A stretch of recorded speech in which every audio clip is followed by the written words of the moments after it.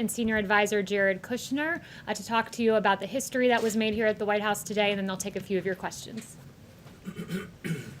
Thank you, Kayleigh. Again, it was a great morning in the Oval Office with President Trump, President Vučić, and Prime Minister Hoti.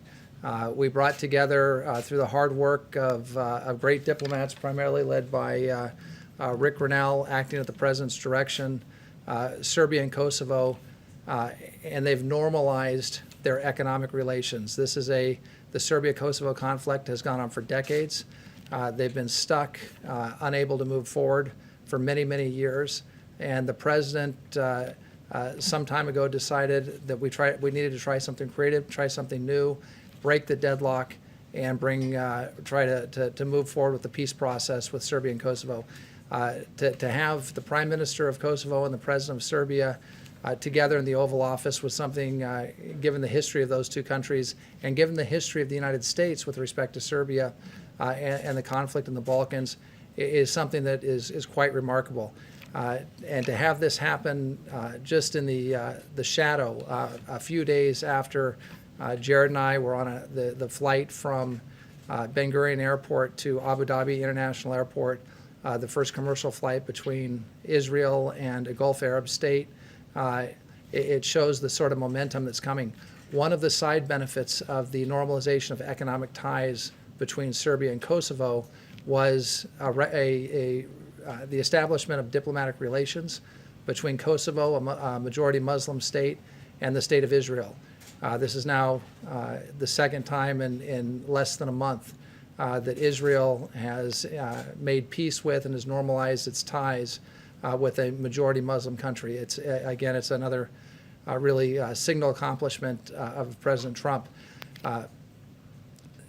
The fact that this has happened on the heels of a peace agreement with the Taliban in Afghanistan, that it's happened in response on the heels of last year negotiating a ceasefire between the Kurds and the Turks. You're seeing a pattern here of the president being a true peacemaker, and there's been plenty of criticism of the administration. But what's been interesting to me is as the president has undertaken these historic initiatives and brought together a team to perform and deliver these accomplishments. Others have even tried to take credit. I was just watching the vice president, without making a political comment, the vice president was welcoming these moves today. But these things could only happen under a Trump administration and under the president's leadership, peace through strength, foreign policy, and national security policy. He put the pieces in place, and now we're reaping the peace dividend. And it's happened to the Balkans, it's happened to the Middle East, and we have more to come. I'll leave some of that to Senior Advisor Kushner to address in a moment. So with those opening comments, I want to turn the time over to the Special Envoy for Serbia and Kosovo, the Presidential Envoy for Serbia-Kosovo, Ambassador Rick Grenell. He'll have a few comments, and then we'll make ourselves available for some questions after Rick and Jared address you. Thank you very much. Thanks, Robert. I know there's a lot of reporters who have worked a long time in your industry, and for any reporter that has been working for more than 10 years, you will know this story. There was a terrible war, and this story has been lingering for decades. And so I really want to appeal to you all as journalists to dig deep on this story. This is one of those good news stories that I'm not asking you to do anything but look at the facts and look at really what's been happening here. We've been working very hard on this agreement for a long time. We had 3 agreements last year that went largely unnoticed by Washington reporters. And I just really have to say, I think it's a shame when we talk a lot about symbolism and we don't dig deep on these stories that last 21 years. What we've been able to accomplish here by pushing the two parties together is truly historic. The way that this came about is that the politics were stuck. Everybody knows that. We've been fighting and talking about the same thing for decades. They have been fighting about the same symbolism, words, verbs, adjectives. It's been a nightmare. And what President Trump said to me was, they're fighting politically about everything. Why don't we give it a try to do something different and creative? Why not try to do economics first and let the politics follow the economics? That proved to actually be a formula that they were eager for. No one had been talking to them about this. We have an establishment foreign policy team in Washington, D.C.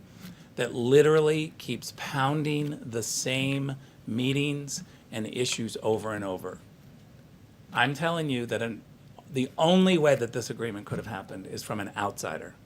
All of the insiders in Washington said, you're not talking about recognition. You're not talking about this symbolic word. And what we tried to do is ignore that. And from an outsider perspective, go in and dig deep. I ask you to look at this agreement and see all of the details that have been hard-fought negotiated that will move both economies and the entire region forward. This is economic normalization. It's a first step. I think the Europeans are going to be very happy. We've been on the phone a couple of times with the National Security Advisor in Germany, the National Security Advisor in France to brief them. We briefed them on the strategy, and we are briefing them again today on the details of this agreement. This is something that I feel very strongly about. It will make Americans safer. It'll make American companies more prosperous. This is a region that's been largely shut out because of a perceived conflict. Whether or not there's been a conflict, there has been a perceived conflict. European businesses and American businesses largely have refused to go in and grow in these areas. Now we will be able to open this up, whether it's in energy, water, construction of roads, railways, mines. These are all industries that are going to be opened up to European and hopefully American businesses to go in and help the people create an industry, which means creating jobs in the region, but also U.S. jobs for Americans and American companies. The last thing I'll say before we turn it over to Jared, the people of Serbia and the people of Kosovo are ecstatic about this agreement and are very thankful that there was an outside administration to look at this situation and not do the typical political thing. If we would have done the typical political thing and listened to all of the really smart people at NGOs and think tanks here in Washington, D.C., we would not have this agreement. Take just a quick look at the criticism and the lead up to this of what we should have been talking about and what we weren't talking about. It's all been squarely in the same old political dialogue that was stuck, and I'm really thankful that President Trump challenged us to say, think differently, think from an outsider's perspective, and that was the key to the whole thing. So I really urge you to look at the details and see, and talk to the leaders in Kosovo and Serbia. Ask them how this came about. Ask them how the process went. And I think you'll see that this outsider perspective of doing things differently is what worked. Thank you, Ambassador Grenell, an incredible job working through this historic agreement, and Ambassador O'Brien. This is just another chapter that this administration has been able to write towards making the world a safer and more peaceful place. President Trump, when he ran for politics, was not a politician. He sees things through a prism that not a lot of politicians look through, which is, how can I truly do things that will make people's lives better, make people find common interests and opportunities, and figure out ways to resolve conflicts that, quite frankly, politicians have allowed to go on for far too long. Today's breakthrough really is historic, and we have had so many historic things this week that we shouldn't be minimizing the significance of all the different things that happened. I started the week with Ambassador O'Brien in Jerusalem, where we met with the Prime Minister and then took the first ever commercial flight from Israel to United Arab Emirates. We broke that barrier, which brought a lot of hope to the Middle East. And for the last years, I've been listening to a lot of people tell us in the administration all of the things we were doing wrong while we were looking at this the wrong way. And what the president's done is he's reversed now 20 years of bad foreign policy in the Middle East, where we've allowed our country to get trapped in a lot of these wars that, quite frankly,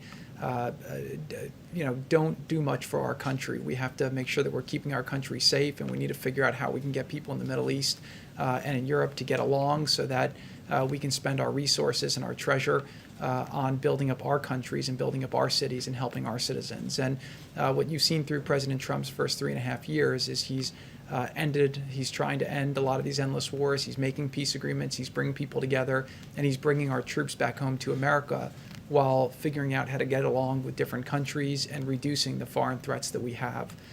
Second, this week, obviously, we were in Saudi Arabia, and then Saudi Arabia announced the historic opening of their airspace, which, again, brings people in the Middle East closer together. And then yesterday, Bahrain announced the same thing, that they'll be opening up their airspace, which, again, will allow flights and better commerce and interaction between peoples to happen in the Middle East in a much quicker way.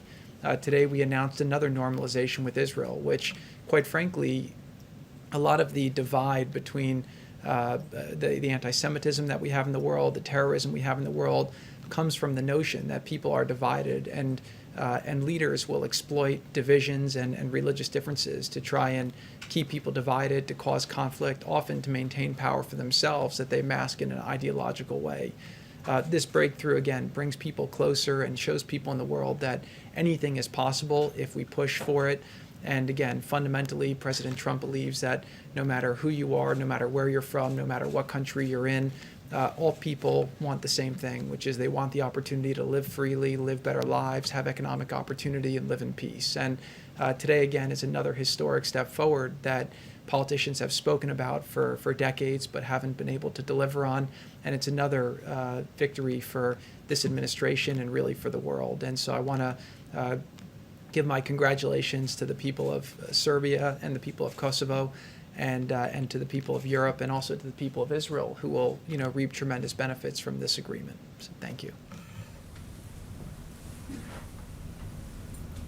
Ambassador O'Brien, the U.S. government determined that Russians are seeking to, quote, undermine faith in the electoral process by spreading disinformation about the accuracy of voter data for expanded vote by mail. And President Trump has also said that states' voter data is not accurate, and he's telling people to not trust that their mail-in ballots are counted. So is the president helping Russia spread disinformation? Well, I think what we have when it comes to elections and what the intelligence community has made very clear is that first you have China, which has the most massive program to influence the United States politically. You have Iran and you have Russia. These are all three adversary countries that are seeking to disrupt our elections. Some of them prefer Biden. Some people say some of them prefer the president. My position is it doesn't matter what these countries want, that any country that attempts to interfere with free and fair elections in the United States has to be stopped. We've taken unprecedented action. The president has taken unprecedented action in funding the hardening of our election infrastructure, whether it's cyber or otherwise. Obviously, there are tremendous concerns about mail-in ballots. In the news every night, there seems to be another picture of some apartment building in some city with thousands of ballots stacked up in the foyer of the apartment building, or that sort of thing. So I think there are concerns about mail-in ballots. I think that those concerns are very different than being concerned about foreign adversaries trying to influence our elections. And we've made it a red line. We've made it very clear to the Chinese, to the Russians, to the Iranians, and others that haven't been publicly disclosed, that anyone who tries to anyone that attempts to interfere with American elections will face extraordinary consequences. But Russia said I'm sorry. Ambassador O'Brien, a question on Serbia and Kosovo, then I just have a follow-up on that. In terms of the two parties agreeing to freeze the recognition and de-recognition campaigns, how long will that last, and how important is it to the administration that Serbia recognize Kosovo's independence? So I think it's a year freeze. So that the idea of that freeze is to give the parties time to negotiate some of the political issues that are between them. And our European partners, there's a European special envoy, Mr. Lajcek, who's involved in those talks. We're going to be supporting the Europeans in those political talks. There are a lot of issues involved there, whether it's EU membership or mutual recognition. So there are a number of issues that the Serbs and Kosovars will address. We'll support the Europeans as they address those issues. What we wanted to do in this agreement was create some breathing space for the parties to engage in those without the back and forth campaign of recognition and derecognition. What's striking, though, is that as part of that deal, Kosovo was allowed, and I shouldn't say allowed, that Kosovo did make the decision as a Muslim majority country to normalize its relations with Israel, to recognize Israel, and to establish an embassy in Jerusalem, in the capital of Israel. And we appreciate the fact that the Serbs not taking a position on that. So although we're going to have a suspension of the derecognition campaign and the recognition campaign, it's two sides of the same coin for the next year, we were able to achieve, with the courage and bravery of the leaders, of President Vučić and Prime Minister Houti and Prime Minister Netanyahu, we were able to achieve this very remarkable breakthrough. Again, the second time in now a month. It took, I think, 40 years to have two Muslim majority countries recognize Israel. Now we've had two Muslim majority countries recognize Israel in less than a month. So it's a remarkable achievement in the context of this overall freeze that will give the parties space to negotiate a deal. Just to follow up on what Ben was asking you, Attorney General Barr said earlier this week that he feels China is being more aggressive in meddling in the election than Russia is. Do you agree with that assessment? Yeah, I agree with him 100%. And then I just want to follow up on that, and then I've also got a question about Israel. Can you just characterize at this point the extent and the level to which both China, Russia, and other foreign countries are right now trying to spread disinformation about the 2020 campaign? Yeah, look, it's hard to know, what impact they can have or how they're spreading things. I think some of our tech companies are doing a good job in trying to police, whether it's Facebook or Twitter, others are trying to police things in a way that they didn't before. Our intelligence community is doing a good job in trying to track these things. DHS, Department of Homeland Security, with increased funding from this administration, is doing a good job in hardening our infrastructure to make sure that whether it's cyber infrastructure or physical infrastructure, to make sure that we're not susceptible to having our the choice that the American people make on Election Day changed by some foreign party. There's always going to be propaganda. There's always going to be efforts to influence us. And again, we know that the Chinese have taken the most active role, but the Russians and the Iranians and other countries are involved as well. So we're going to keep monitoring it, and we're going to do everything we can to protect the sanctity of our election. That's the foundation of our democracy. That's what makes us America, and we're just not going to tolerate these other countries trying to get involved in our elections. In the Oval Office, just an Israel question?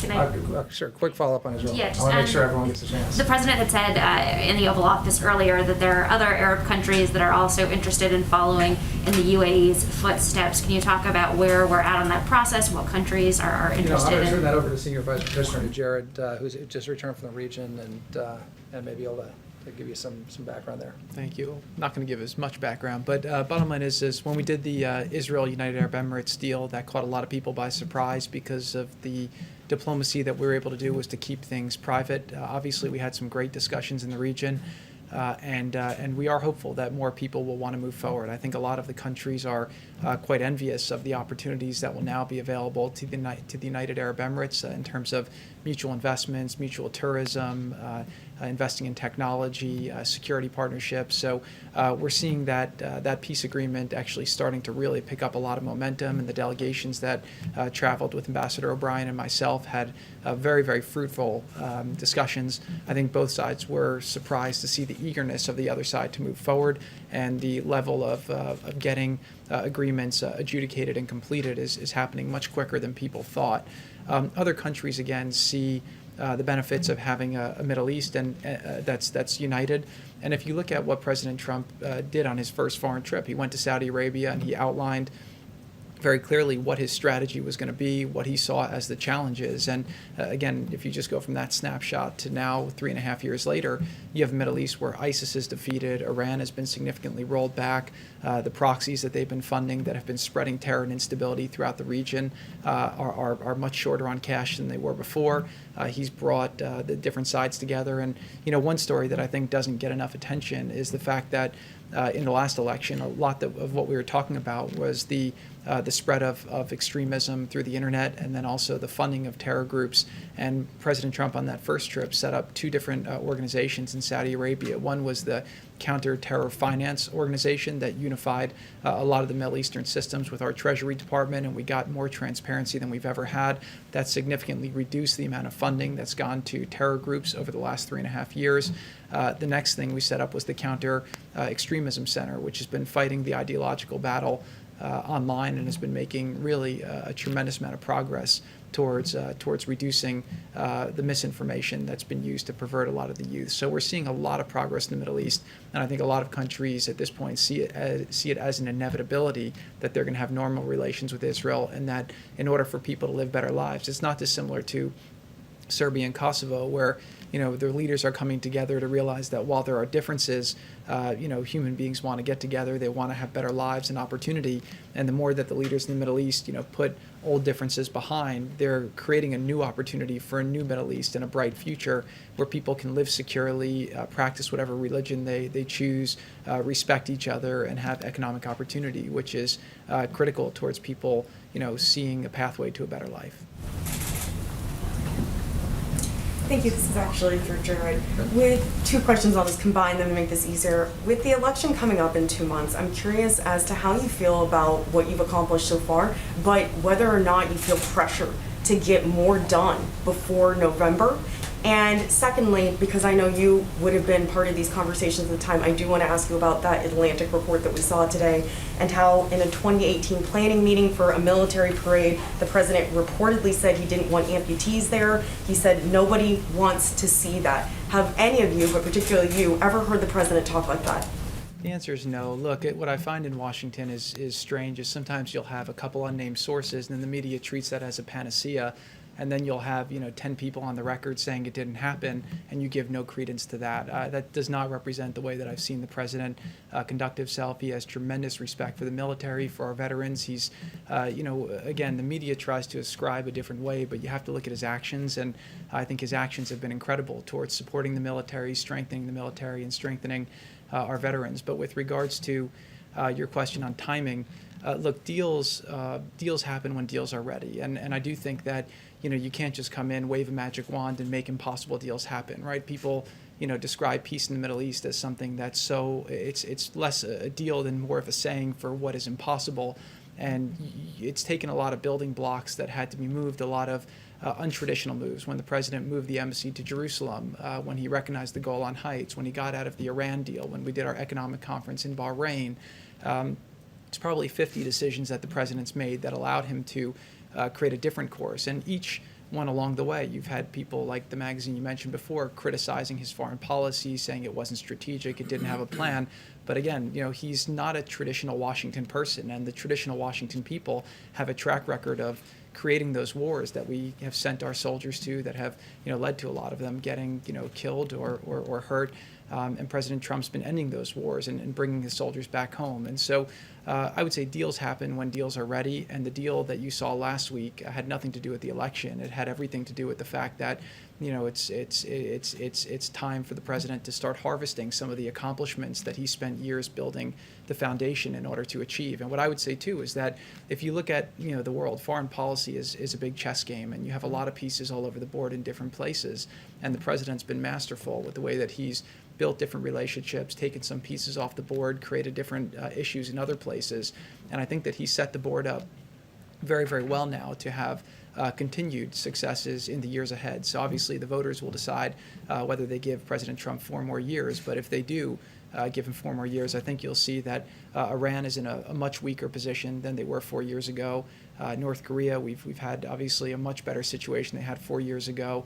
Venezuela's in a different situation. The Middle East went from a place that, again, when President Trump got in, Libya was a mess, Syria was a mess, Yemen was a mess, all of our allies felt alienated, Iraq was a mess, and you see a much different Middle East today than we had 3.5 years ago. And that's not an accident. That's because President Trump has had a good strategy, and he's worked very hard to manifest that. So now we're starting to see some of the fruits from his labor, but I do believe that we'll see even more and more of that as time goes on. So we're set up for more successes, hopefully in the weeks ahead, the months ahead, but definitely in the years ahead to take President Trump's America First foreign policy, where he's making trade deals for the first time that are endorsed by our workers and our labor unions that are bringing jobs back home. He's representing our farmers, he's representing our ranchers, he's representing our manufacturers, and he's also ending these endless wars and figuring out how to bring our soldiers home and fighting the threats from overseas so that Americans can prosper here at home.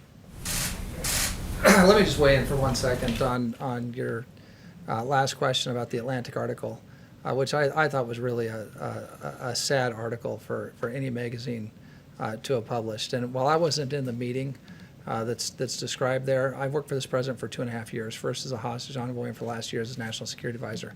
In both those jobs, I've had to meet extensively with the president on military issues, whether it's a hostage rescue mission or how we're going to deploy our troops around the world. Look, in my current job, I have the sad duty of having to call him sometimes in the middle of the night if we lose a soldier, sailor, airman, or Marine in combat, which fortunately hasn't happened since February, or in a training accident. We've had some of those recently. And I can tell you how hard those calls are for me to make, but also for the president to receive. I've spent a bunch of time with the president on numerous trips to Dover, and seeing how he's been with the families of our fallen heroes for those dignified transfers.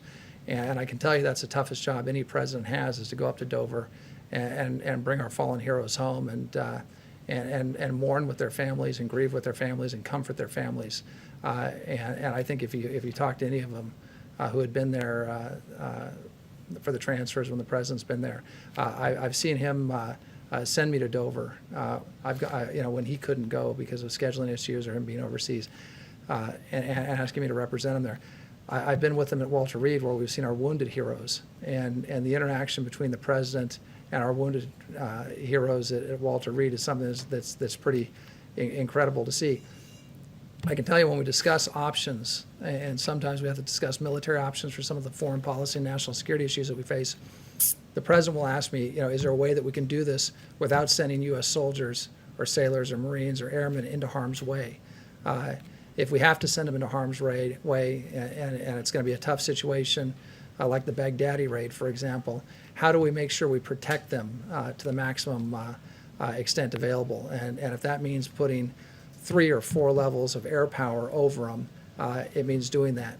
And the president is unstinting in what he's willing to provide to our troops. He's funded the military so that we can give them every tool necessary to accomplish our missions and come home safely. So I think if you talk to any of us who work at the NSC, any of us who've worn the uniform before, whether it's Keith Kellogg or Matt Pottinger or myself or Mark Milley over at the Pentagon, or those that spend a lot of time with the president, especially when military matters are discussed, when our current military personnel, our troops are discussed, our veterans are discussed, you're not going to find anybody who's more sympathetic to their situation than the President of the United States. So I don't believe a word of what was in the Atlantic article, because I've had 2.5 years of working side by side with the President. I've never seen anything like that, and I thought it was pretty disappointing that some magazine would write that. Ambassador O'Brien, on the topic of service members, first thanks to all 3 of you for hosting this. Is the U.S. going to respond to Russia's recent aggression toward U.S. forces in Syria? Yeah, so one of the things that we do constantly is we respond to forces. We're operational security, OPSEC, is critical to us anywhere our soldiers, sailors, airmen, or Marine operate, whether it's in the maritime environment, on land, in the air. And we do see aggressive behavior from the Russians. We've seen that with some of the intercepts that we've seen. We've seen it over the past couple of years and how they've interacted with our naval vessels. We've seen it in this current, in the current situation with the patrols coming across each other. But I can tell you that American forces have rules of engagement designed to protect them, to allow them to defend themselves.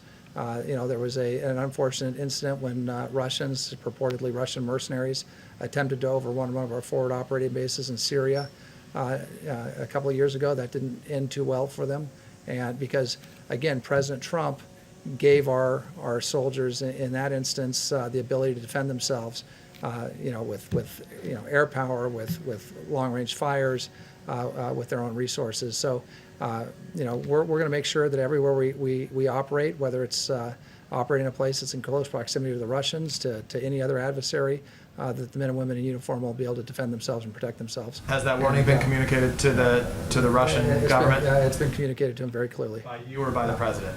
It's been communicated at the appropriate level. And to whom was it in Russia specifically? I'm not going to get into those details because we want to have those channels open, but they've received a very strong message. Thank you. Thanks, Ambassador O'Brien. I wanted to follow with a couple on China.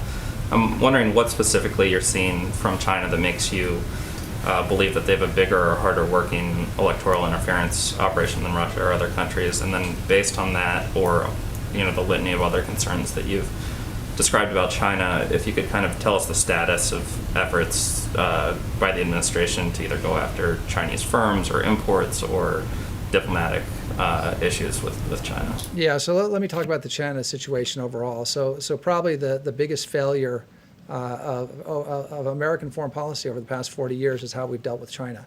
There was this mantra that somehow as China became richer, as we turned a blind eye to Chinese malign activity, whether it's stealing our IP or engaging in unfair trade practices or bullying its neighbors, if we just turned a bullying its own people at Tiananmen Square, if we would turn the other cheek, turn a blind eye, that China would become richer. As it became richer and the middle class in China grew, they'd become more like us. And we always want to, we want to believe that everyone wants to become like us, that they become more Western, more democratic.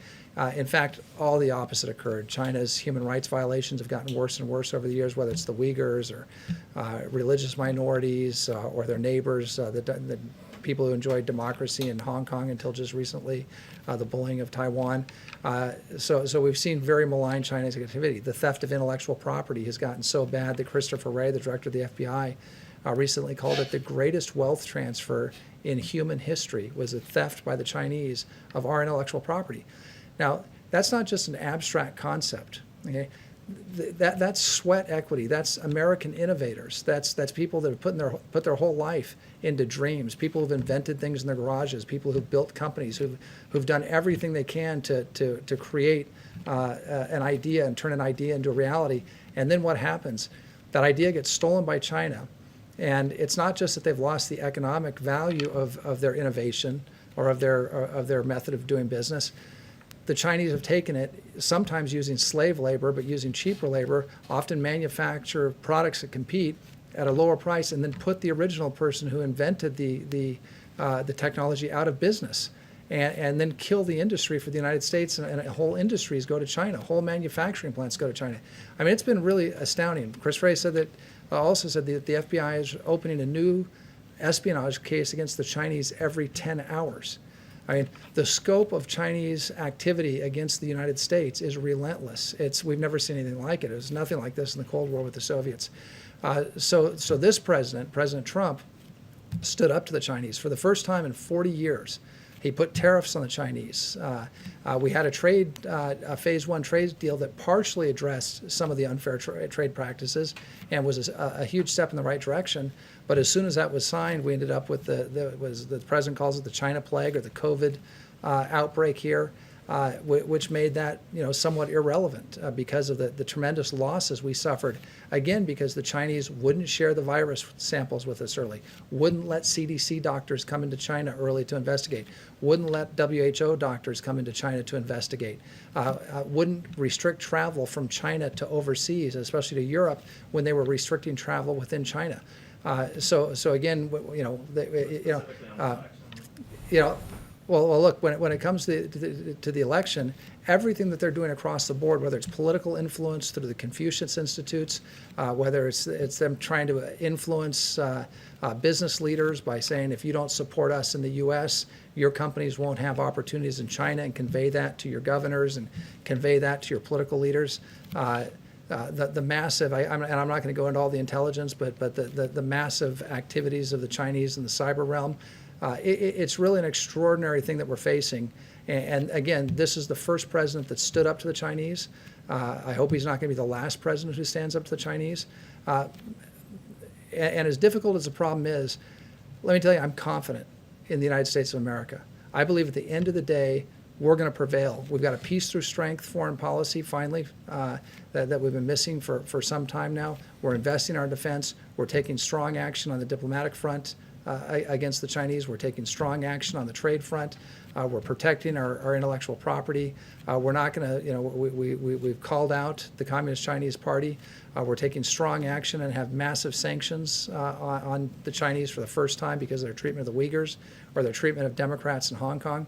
I think at the end of the day, our allies are going to follow us, which you've seen happening with 5G and Huawei. And we're seeing many countries, including our closest allies, turning away from the Chinese, turning away from Huawei, and going with trusted providers on 5G. So I think at the end of the day, America is going to prevail. I think President Trump's vision of free markets and free women and free men is an attractive message, not just to our allies, but to even people within China. So, I'm confident in the future, but I'll tell you, this is a challenge. It's a heck of a challenge. But I'm convinced that under President Trump's leadership, the American people are up to the challenge. Mr. Ambassador, I think we'll turn things over to if there's a Kosovo-Serbia question, raise your hand, and otherwise I'm going to turn things over to Kayleigh. I do, right here, Mr. Ambassador. Thank you. Actually, I appreciate your calling on me, but this question may be more appropriate for Rick or Jared in the sense that they deal with both policy and politics. And if I may, as you know, in 1992, President George H.W. Bush ran for re-election largely on his foreign policy successes, and Americans largely rejected him for a second term. What makes you think, based upon the announcement that you made today regarding Kosovo and Serbia, the announcement that came out just a few weeks ago regarding Israel and the UAE, that Americans are more focused on foreign policy, that they care about foreign policy, and that these announcements mean something to them? Look, I think that these announcements are about President Trump keeping his promise to take on the hard fights, to end the endless wars, and to bring his troops home and to keep Americans safe. And I think that that's what it shows. It also shows that President Trump has a track record of continuing to get things done. He really has a great track record for success. Our economy was going great until obviously the virus hit. We did a dip. People predicted we'd be down to 25% unemployment and that we wouldn't get to single digits unemployment till early next year. And obviously we had a great jobs report that came out today, and we have more coming. So the answer is people will vote for whoever they think will make their lives better. President Trump just happens to be doing a great job at foreign policy, delivering a lot of wins that had previously plagued the last administrations, and quite frankly, the last administrations that had a lot of mistakes and a lot of adventurism that got us into these tough situations in these regions. And today's agreement and all the success this week just shows again that President Trump is getting things done and keeping Americans safe and keeping his promise to the American people. So, but he's not running on his foreign policy. He's running on his track record as the president who built the greatest economy in our country, and somebody who's going to keep Americans safe and continue to get things done for him. Question for Ambassador Grenell. Another follow-up question for Kosovo, please. Ambassador Grenell, clearly you were effective here as the special envoy to these talks between Serbia and Kosovo, but I wanted to ask you about another initiative you led.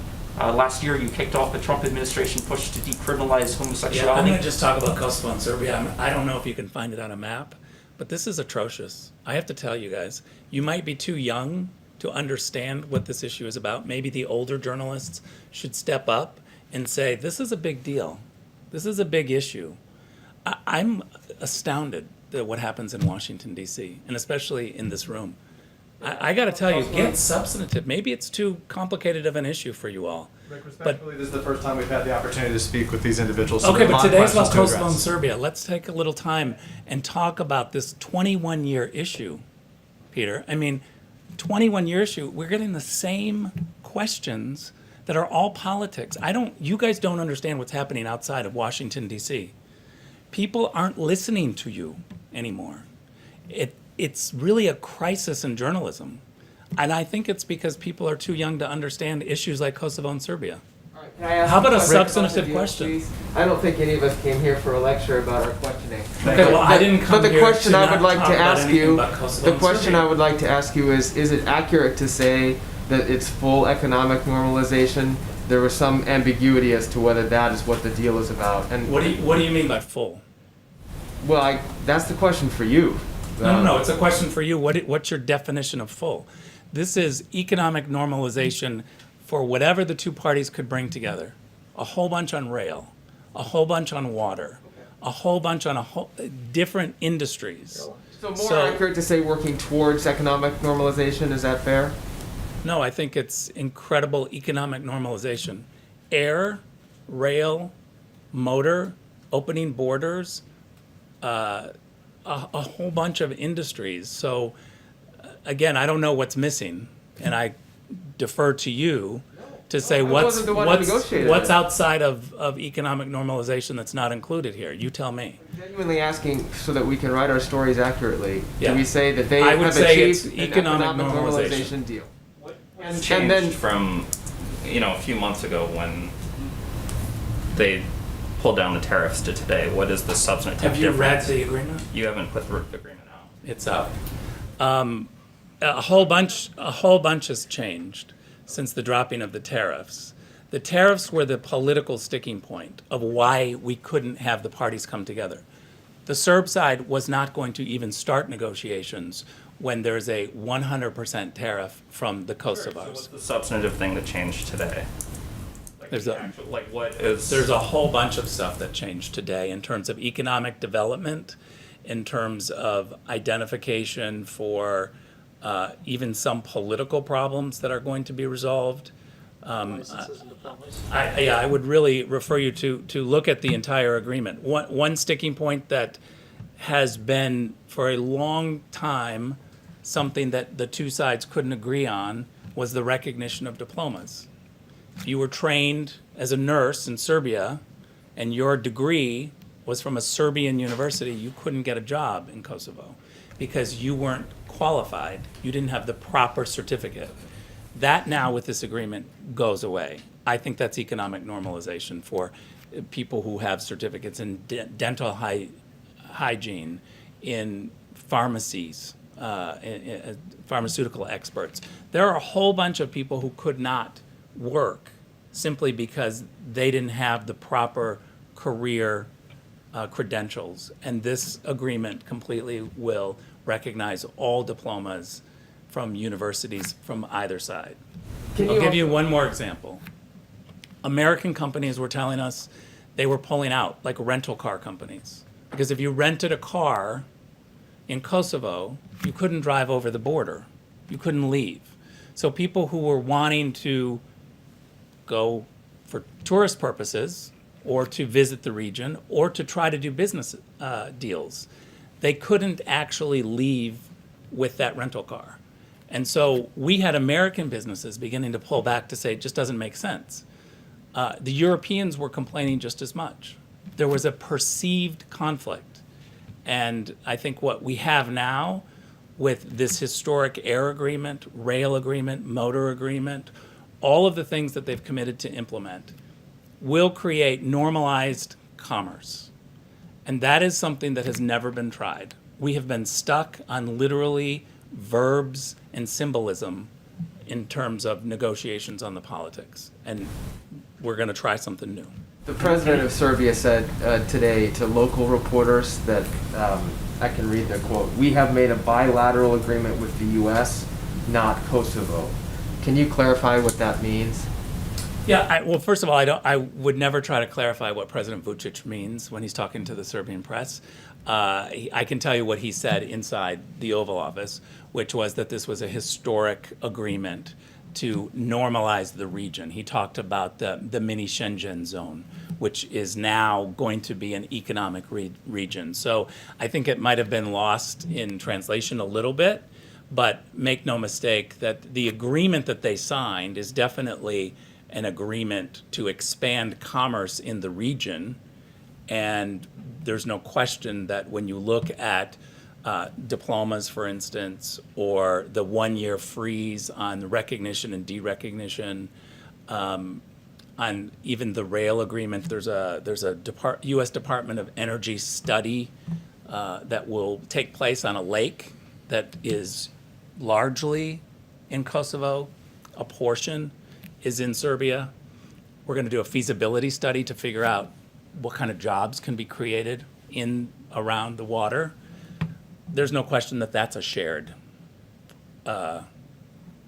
agreement. Did they sign an agreement with each other, or did they sign an agreement with the United States? They signed an agreement to work with each other. They didn't. They did not sign with the United States. We're not a signature. President Trump signed something. We watched him. Yeah, correct. What did he sign?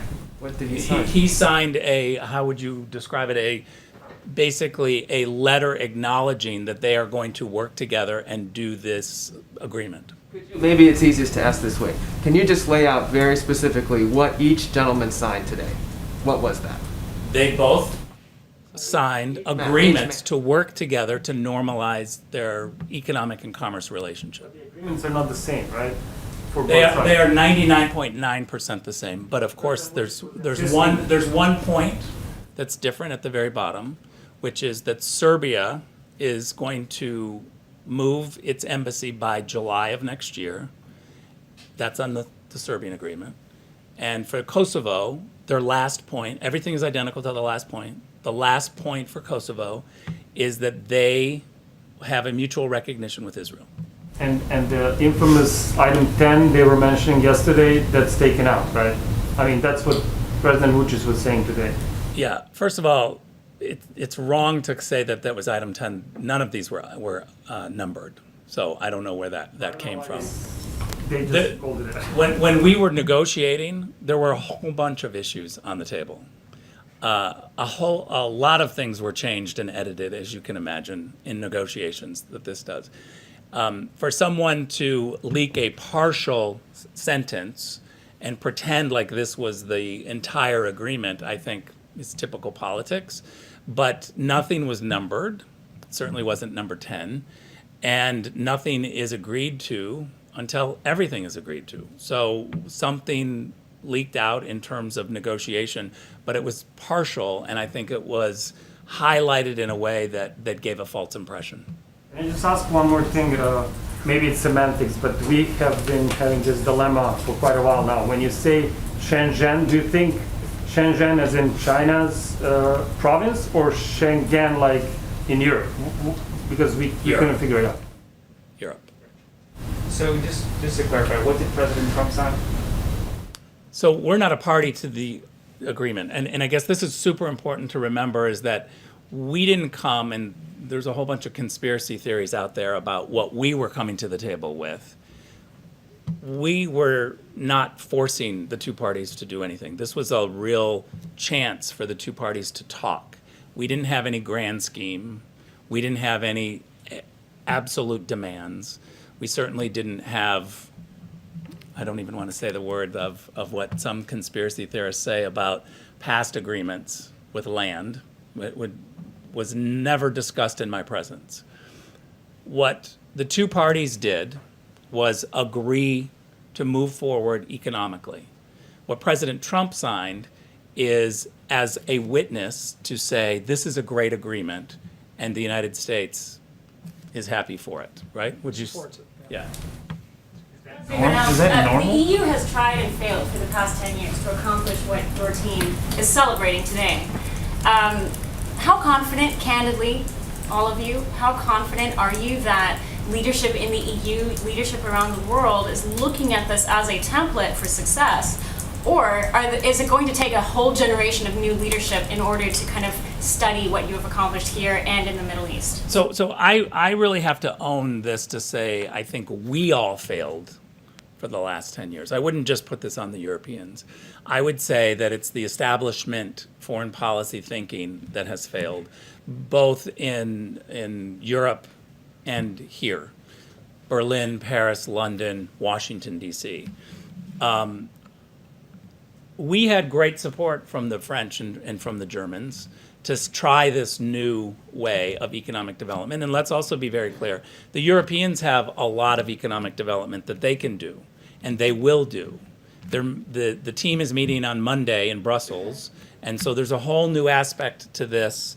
And let me also just say on the question on this item 10, one of the reasons why we were willing to not talk about it here was because it's on the agenda Monday in Europe. And we're trying to team this with the Europeans to say, what can you do, what can we do to kind of move this forward? So on Monday, that issue will be dealt with very much in detail in Brussels. And so I felt confident that we could kind of let and work with the Europeans on this issue. And so that's why it was taken out. But at the end of the day, we need the Europeans. We need them to help on this issue. We will help them, but their calculus on the political side is a little bit different because both Kosovo and Serbia want EU membership. And so they're looking at this very long path of how to get into the EU. We're supportive of our European partners on their process, but we are not making any demands. We're not a member of the EU, so we don't have a seat at that table, but we certainly will help in any way possible. But that is a separate political process, I think, that also complicates it because of the EU membership rules and regulations and processes. Talk about the economic pattern of this. Yeah. Talk about the success of it. Thank you all very much. Have a great day, everyone. Thank you. Thank you guys very much. So the president is bringing back the hottest economy in modern history. Today's job numbers are proof. There were 1.4 million jobs added in August, beating expectations. Unemployment fell by 1.8%, also beating expectations. Now nearly 50% of job losses since March have been reversed, a clear V-shaped recovery. Also, I want to address what is quite clearly fake news. The story in The Atlantic has been categorically debunked by eyewitnesses and contemporaneous documents. The Atlantic claims, quote, when President Trump canceled a visit to the Ain Marne American Cemetery near Paris in 2018, he blamed rain for the last-minute decision, according to The Atlantic, saying the helicopter couldn't fly and that Secret Service wouldn't drive him there. Neither claim was true, says The Atlantic. That has been debunked. Behind me, you will see an email from one of the president's military aides that clearly reads, "We are a bad weather call for today's lift." The Atlantic reporting is based on 4 cowardly anonymous sources who probably do not even exist. Meanwhile, within hours, 10 sources, 10, went on the record debunking these lies, 8 with firsthand knowledge, stating on the record one common truth, that this story is false. It never happened. Adding to the 8 that were previously counted, I'm bringing you 2 new ones. One is from Derek Lyons, staff secretary and counselor to the president, who says this: I was with the president the morning after the scheduled visit. He was extremely disappointed that arrangements could not be made to get him to the site and that the trip had been canceled. I have worked for the president for his entire administration. One of my responsibilities is working with him on the many letters he signs to the families of our nation's fallen heroes. In all my time at the White House, Derek writes, I have never heard him utter a disparaging remark of any kind about our troops. In my view, he holds the brave men and women of our armed forces in the highest regard. I also bring to you today another quote from a former member of this administration, Dan Walsh, Deputy Chief of Staff, former Deputy Chief of Staff, who is also a retired military officer. I got off the phone with Dan just before coming out here, and he wanted me to share with you all, I can attest to the fact that there was a bad weather call in France and that the helicopters were unable to safely make the flight. Overall, the president's support and respect for our American troops, past and present, is unquestionable. And Dan recounted to me several events he went on with the president, like a World War II veteran who flew with the president on the helicopter in Normandy, visits the president had with our wounded warriors, special ops teams who came to the Oval Office, including the team that got al-Baghdadi, and they brought along Conan, the dog, as well. He met with families at the Army-Navy game. He does this routinely. And at the World Series, when he got an opportunity to go watch the Nationals, he brought veterans with him. And I can tell you from what I've seen from this president, I have heard him describe his visits to Walter Reed in detail, and the angst he has had and the compassion he has had and the hurt he has had viewing these warriors who have been absolutely injured in the line of duty and are courageous heroes. And I've heard him recount how meaningful those visits are. I've also seen him just a day before this article came up talk about there was rain and lightning popping around, and he said, I want to go out there and I want to talk to our World War II veterans. This is America's greatest generation, and the president holds them in the highest of regards. So why would a publication abandon all journalistic integrity and publish this story? It's because the liberal activists at the Atlantic are uninterested in the truth, and they are only interested in peddling conspiracy-laden propaganda. Because